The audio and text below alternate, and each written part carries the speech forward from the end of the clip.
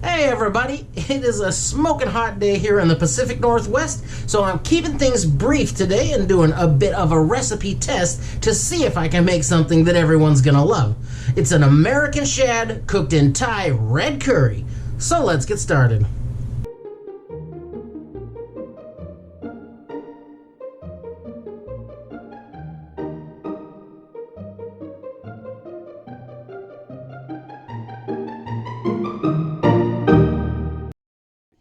We are right in the middle of an historic heat wave up here in the Pacific Northwest, and it is blazing hot here in One Counter Kitchen. Truth be told, I'd rather not be in here cooking at all today. However, I always want to put out some content, and I've got these fresh shad that I just caught, and I'm always looking for new ways to cook a shad.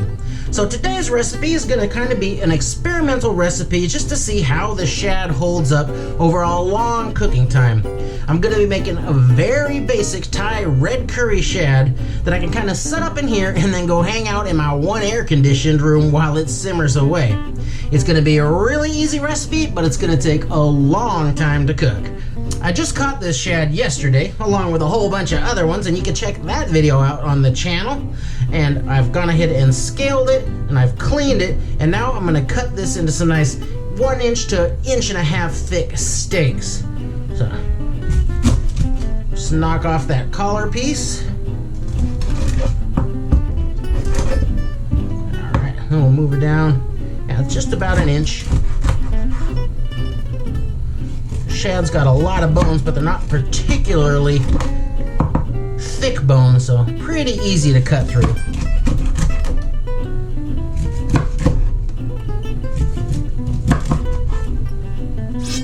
Not many people out here actually eat the shad that they catch. They're much more popular fare on the East Coast. Around here, they'll either throw them back or they'll put them in their crab pots for bait.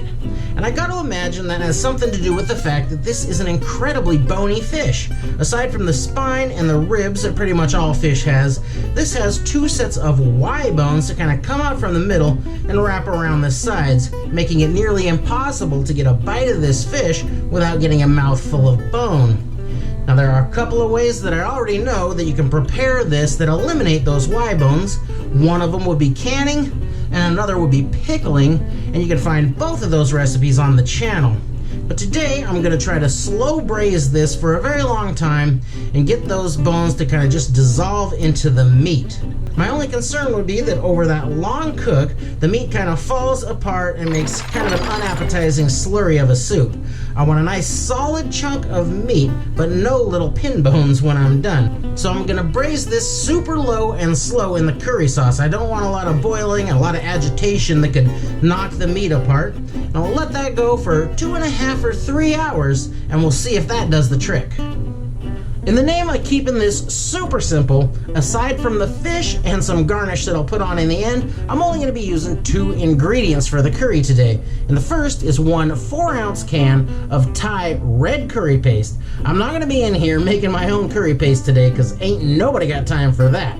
Now aside from this, I'm going to use 1 500 milliliter box of coconut milk. And all the best coconut milk comes in a box.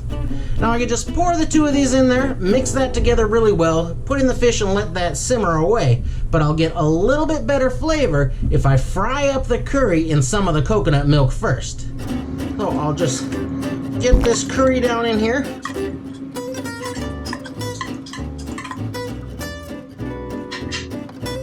Then I'll add in about 1/3 of a cup of the coconut milk.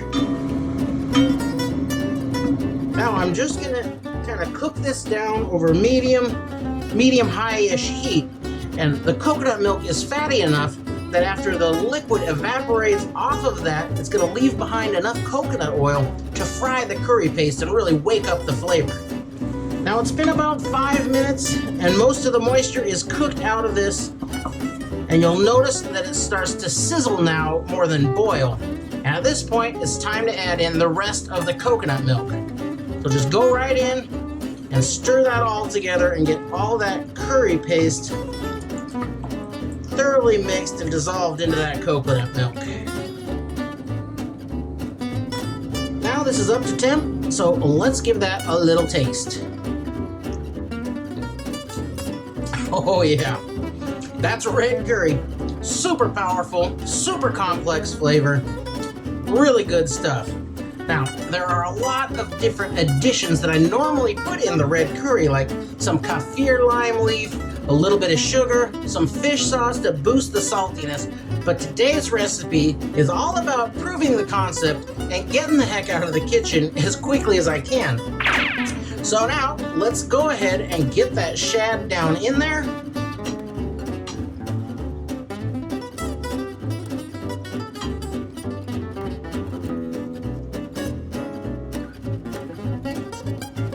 Oh yeah. Perfect fit.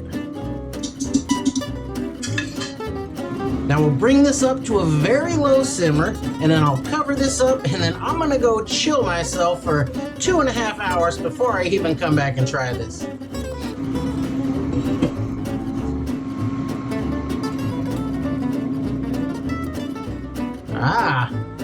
It's been about an hour and a half. Now it looks like the fish is holding together really well so far. Now I want this to be a little more saucy than soupy, so I'm going to continue to let this simmer for at least another hour, but I'm going to leave the lid off for now to kind of let that reduce down and thicken up a little bit. We're coming up on 3 hours of simmering time, and it looks like that sauce is thickened up really nice, almost like a gravy. Coats a spoon really nicely, but even more importantly, this fish has stayed completely intact and actually feels really firm. So I'm really excited to get this cooled down a little bit and try it out.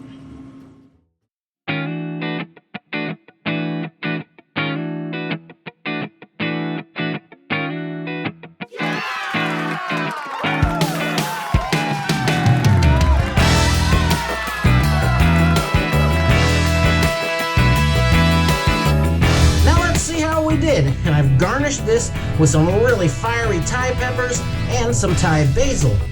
But first I'm going to go in and just get a taste of that sauce.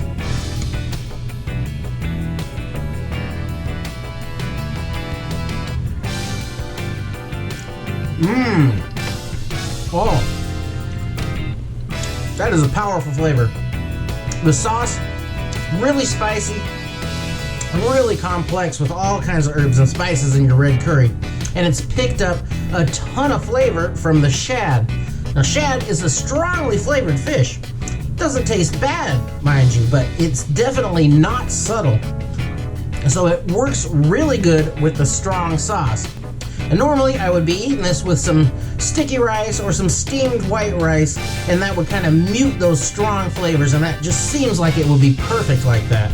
Now let's get into that shad and answer the big question as to whether those bones are edible or not. We'll get a nice chunk off the back here. I'm not expecting the rib bones to be dissolved, but you can get around those pretty easy. I'm really just concerned with those Y bones that are running through this piece of meat up here. Some nice hot peppers, a little bit of that fresh herb. We'll check out that bite.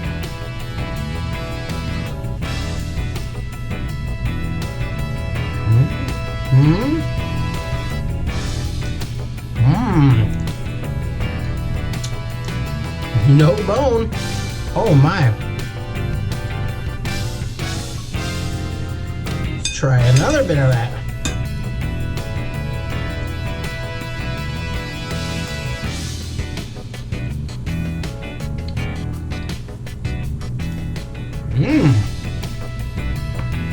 Oh yeah, that long cook did the trick, and those Y bones are not even detectable. Of course, the spine, the backbone here, and those ribs, let me try just to make sure, maybe even got those rib bones. You know what? They're starting to go. They're not quite dissolved. If you went a really long time, you could get rid of the rib bones even, but they're not too hard to eat around. And those Y bones are just about impossible to get around. Oh yeah, So next season, when the shad are running and I decide to make this again, I'll definitely add in some vegetables, probably some potatoes and some red peppers, and some more herbs too, like that kaffir lime leaf, and really make something special out of this. Or maybe you'll beat me to it. But for all intents and purposes, this experiment has been a great success, and this is pretty darn good, just like it is. So, get out there, get your shad, have the time of your life, and then come home and make a meal to remember. Thanks for watching.